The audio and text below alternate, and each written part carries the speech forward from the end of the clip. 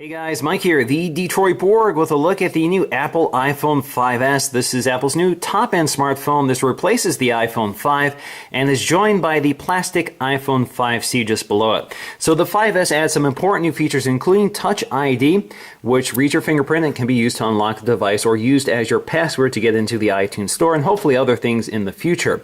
This also has a new A7 CPU, which is a 64-bit processor, which doubles the performance on both the graphics and the CPU side of performance. We also have two new cameras. We have a new front-facing camera, 1.3 megapixels, and we have a new 8 megapixel rear-firing camera, which gets a new f2.2 lens and a sensor with larger pixels. So those pixels are now 1.2 microns, which gives you better low-light performance. There's a lot of new features in terms of camera performance as well in software. It's got digital stabilization and that sort of thing. We're going to demonstrate that in this video. So this is available in 32 gig or 16, 32, and 64 gigs. So off contract, that's $649, $749, and $849.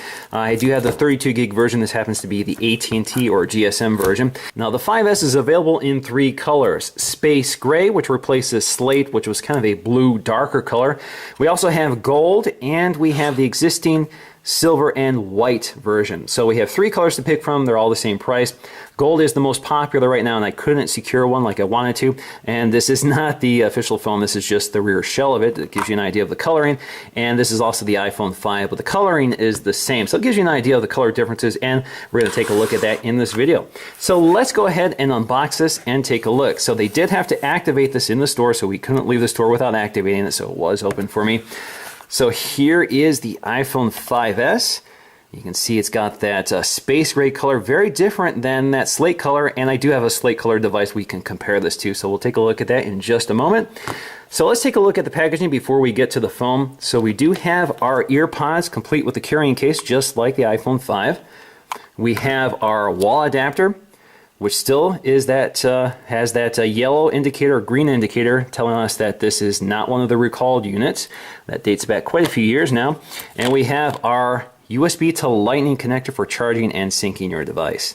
Now we also have our literature underneath our plastic tray designed by Apple in California. It looks like they've changed this design a little bit. It's still an envelope, but it doesn't open up completely. You can see our literature inside, iPhone 5S, and looks like this is the white and silver version. Actually very nice. So it just points out the buttons, it points out Touch ID, and we're going to take a look at it, of course. Apple or iPhone info, and of course we have our Apple stickers. Now I know I have a lot of international viewers here, and you're probably wondering, where is the SIM ejection tool? And unfortunately we don't get that on the carrier locked versions in the US. So this is the AT&T version. We don't get that SIM ejection tool. So I guess they don't expect us to replace the SIM. Alright, so we have our phone. So let's go ahead and lift up our screen protector.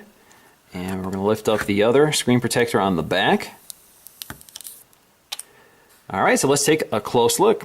Now the first thing that jumps out to me is this new home button. So this is integrating Touch ID. So they've redesigned the home button. So you can see they've removed that square pattern from the center of the home button. It's also surrounded by this metal ring. Now the metal ring is actually color keyed to the body of the phone. So you have the space gray metal ring matching the space gray of the body of the phone. So this would be gold if you got the gold phone, silver if you got the silver phone. This has a sapphire crystal lens, so it kind of looks a little bit different, or reflects the light a little differently than the rest of the phone. So it does stand out a little bit. It's not as integrated. So for example, if you look at something like the iPhone 5 here, you can see we have our home button here, which is that convex shape with that square icon in the center. This is just kind of more flat, and you got that metal ring around it. So it feels a little smaller just because it's kind of in the same overall footprint of the existing home button, but the button itself is slightly smaller for that ring. Now that ring is there to allow the phone to determine if you're touching it to activate the Touch ID feature. Now the design is pretty much carried over from the iPhone 5, so you still have that beautiful, thin, lightweight aluminum unibody construction with the glass trim pieces at the top and bottom, which are color matched to the glass on the front. So on the side you can see we have our mirrored chamfered edges, one of my favorite details here. You can see just how precisely this device is designed and assembled. Everything fits absolutely perfectly. There are no gaps. You can see that mirrored chamfered edge. On the bottom you see we have our Lightning connector with that chrome or metal trim piece around it. We have this is our mouthpiece or microphone. We have our headphone jack. We have our speaker. Along the side, you'll find your SIM tray. This is a nano SIM. In fact, they've even color matched the SIM tray here, so if I eject it, you can take a look at that. So I'm just going to eject that SIM tray using a SIM ejection tool. And you can see the SIM tray, again, supports a nano SIM. Fits absolutely perfectly here. So if you see it installed, absolutely no gaps around that SIM tray. Up top, you see your antenna brakes here. So you see antenna brakes on either side. This is part of the antenna system here, which allows the antennas to insulate from each other.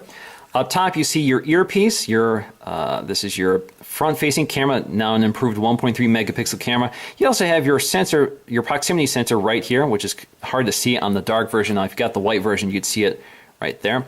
Up top, you have your sleep-wake button. On the other side, you have your mute switch as well as your volume controls. Now, there are a few other design differences on the back besides the color. So you see we have a new thinner iPhone font. So if you bring up the iPhone 5 here, you can see slightly thinner. It also looks like it's slightly larger than the iPhone 5. Up here you see our new camera and LED flash. So if you look really closely here, we have a single LED flash on the iPhone 5. This is also true of the iPhone 5C. We have our camera and our microphone. Up here you see we now lose the chrome rings or metal rings around those elements. Instead, it's just a flush piece of glass. Again, we have a new 8 megapixel sensor, just like the iPhone 5, but it's a larger active area, so they're able to increase the size of the microns for increased low light performance. You have that new True Tone flash, that dual LED flash. In fact, you can see the color of the LEDs. You see the warmer color and cooler color, so they're able to change the color temperature of the flash depending on the scene. And you can see that the microphone back there is a slightly different design. It's more rounded as opposed to the oval design on the iPhone 5. Now, just to show you the available colors, so we have space gray, we have silver, and we have gold. So that gives you an idea of the color palette that's available. You can see that the silver and gold have the white trim pieces with the white front panel. So that is pretty much unchanged. So the space gray is the only one with the black front panel. Now, just to show you the color differences between space gray and slate, so we have an iPod Touch in slate. This was the same color as the slate on the iPhone 5. So you can see it's quite a difference here. So this is a much darker color. And this is a bluer color versus this grayer color. I actually like this quite a bit better. Now, they probably did this because the durability of the slate color wasn't very good. It was easy to chip and scratch. So this color is a little more durable. It's the way they've treated the metal this time. So hopefully this should be more durable for people who were concerned about the slate color scratching too easily. All right, so let's go ahead and boot this up and set it up for the first time. This will allow me to show you how to set up the new Touch ID fingerprint sensor. Now, of course, the iPhone 5S and 5C launch with iOS 7, which in itself is a massive change from iOS 6. But let's go ahead and set this up for the first time so you can see the setup is a little bit different with iOS 7. We're going to select our language. I don't have a SIM card installed just yet. So we're going to select my country. We're going to log into my Wi-Fi network here. All right, so I do need to install a SIM in order to activate this phone. So I'm going to pull one out of my iPhone 5. All right, let's try again. Okay, we're going to enable location services. We're going to set this up as a new iPhone for now. I'm going to sign in with my Apple ID. Now it's asking me if I want to use iCloud, and yes, I do. And it's also asking me if I want to set up Find My iPhone, which I also want to do. Now my next screen reveals my accounts for iMessaging, which I don't want to reveal, so I'm going to click Next. Now I get to set up Touch ID. So let's go ahead and set that up now. Basically, all you have to do is touch your finger to the sensor, and it will coach you along.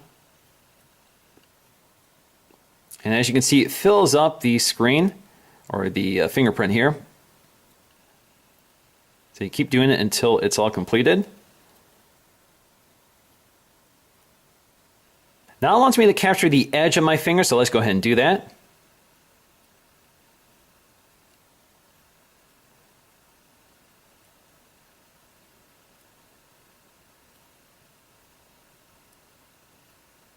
All right, so I think I'm all set. Now, I do need to set a passcode, so if the Touch ID sensor fails to register your fingerprint, you do have a backup solution. So I do want to use Siri, and I'm going to automatically send diagnostic information, and we're going to get started. All right, so let me show you how Touch ID works. So instead of seeing my passcode up here, all I have to do is tap and hold my thumb to the home button, and it unlocks it for me. It works pretty well. Now, if I try this with a finger that has not been registered, like my other thumb here, it will not work. It says try again, and it takes me to my passcode if the third try fails. Now you can add up to 5 fingerprints here. So if you go to General, go to Fingerprints, Passcode and Fingerprints, enter in your passcode. You can see if we go to fingerprints here, we have the option to edit the fingerprints or add additional fingerprints. So if you go to edit here, you can even name them. So if you tap on them, you can name this right thumb or whatever. So let me go ahead and name this right thumb. All right, so I'm done. So I'm going to go ahead and add a fingerprint, and I want to do my left thumb. So what I'm going to do is just tap my left thumb to the sensor and go through the training process. All right, so now I want to train the edges of my finger.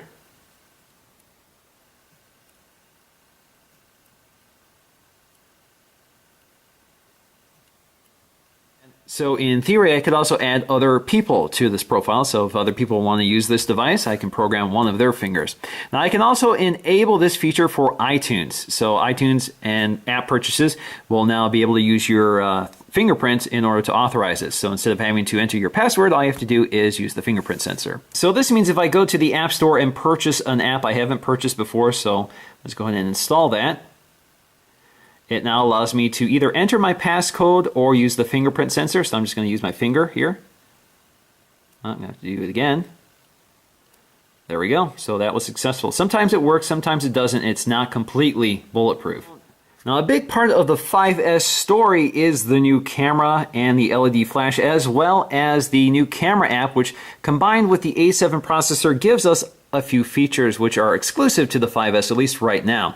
So if we launch the camera app, this is the new iOS 7 camera interface, and basically all you have to do to change your mode is swipe between them. So we have photo, square, panorama. Now the panorama mode or panorama feature has been improved, so we do get better exposure compensation across the entire panorama. We have our photo mode, which also has a few features here. We have video, which is again records at 1080p at 30 frames per second, and we have slow motion mode. Now slow motion mode basically records a video at 720p resolution at 120 frames per second.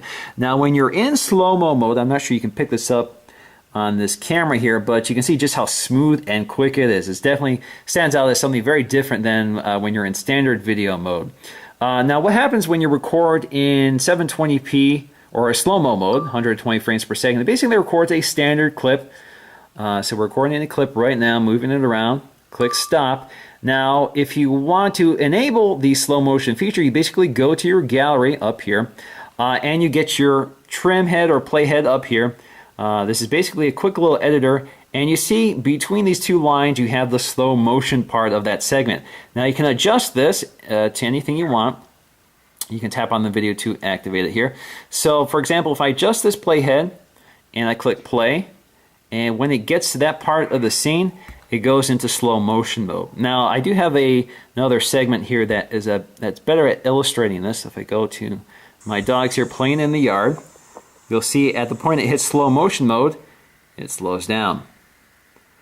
Now, if I go to that editor, you can see I can adjust where that slow motion segment is, and I can also adjust the length of the clip here. So I can trim the entire clip right from the gallery. Trim it, and if I go to trim, save as a new clip, it will go to my gallery. And now I have a new video with that slow motion feature built in. So as you can see, it also alters the audio, so the audio slows down as well as the clip. It works pretty well. It's very smooth. It's definitely a nice new feature.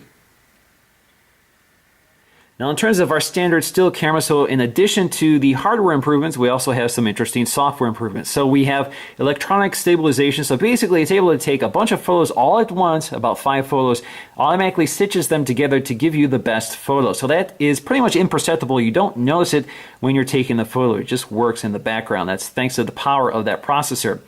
Now we also have burst mode. So if you tap and hold the shutter release, it will take as many photos as you need until you're done. So you can see it's really quick. So if you go to your gallery, instead of having dozens upon dozens of the same shot, you instead have a single thumbnail for that specific gallery. So you can see burst mode, 22 photos were taken. If you go to favorites, you can see all of those photos that were taken, and you can select which one was your favorite. So you can jump to any part of that timeline here to select the photo you want. Now in terms of the new flash here, you can see that kind of fires simultaneously, so it's kind of hard to see on the camera here. But it will automatically adjust the flash color to the specific scene, which works out pretty well. Now, in case you're curious, if you turn on the LED flash as your flashlight, only the bright white LED is illuminated, not both LEDs. So you can see the top one here is illuminated, but the bottom one is not. Now let's go ahead and take a look at the performance, the synthetic performance of the iPhone 5S versus the iPhone 5. So this will give you a relative idea of the performance gains from last year's model. So you can see we're running very similar specs. We have the same 1 gig of RAM. The processor is clocked about 1.3 gigahertz. If we go to my benchmarks, you can see there's a huge difference in performance, however. So you can see, like they said, we would double the performance from the iPhone 5, and I think we've bested even that. So the huge gains here in the synthetic scores. You can see that Geekbench 3 is telling me that this is running a dual-core processor. Again at 1.3 gigahertz and again 1 gig of RAM. So definitely an improvement in overall performance. Now before I leave, I just want to show you the other colors of the iPhone 5S all put together so you get an idea of what you may prefer. So again, you have the space gray with the black glass trim pieces and the silver and gold with all the white trim pieces. Alright guys, that's going to do for me in this video, but before I leave, I'd love to know what you guys think of these three colors. Which is your favorite? Gold, space gray, or silver? Please let me know in the comment section below. Thanks for watching, and I'll see you again in the next video.